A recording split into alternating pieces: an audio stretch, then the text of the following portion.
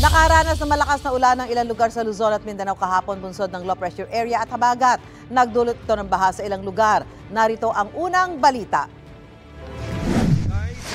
Nagmisto lang ilog yung likod lang ng aming babuyan. Rumaragas ang baha ang namerwisyo sa mga taga-barangay Haibanga sa Lobo, Batangas.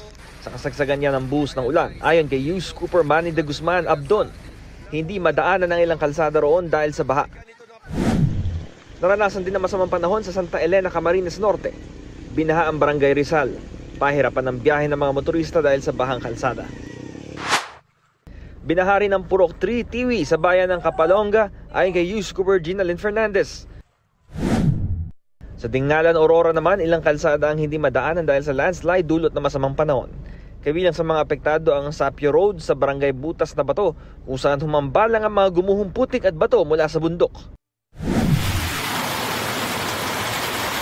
Naranasan din ang malakas na ulan sa ilang bahagi ng Zamboanga City.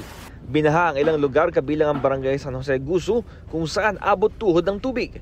Ayon sa City Disaster Risk Reduction Management Office, nakamonitor sila sa mga barangay na nasa mabababang lugar at pati sa coastal areas dahil sa mataas na alon at hangin. Bumaha rin dahil sa malakas na ulan sa barangay Tapian, sa Dato Odin Sinsu at Maguindanao del Norte. Pinasok ng baha ang ilang bahay pati na ang moske roon. Ayon sa Pag-asa, low pressure area ang nagpaulan sa Central Luzon at Calabarzon, habang ang hanging habagat naman sa Bicol Region at Mindanao. Ito ang unang balita, Bam Alegre para sa GMA Integrated News.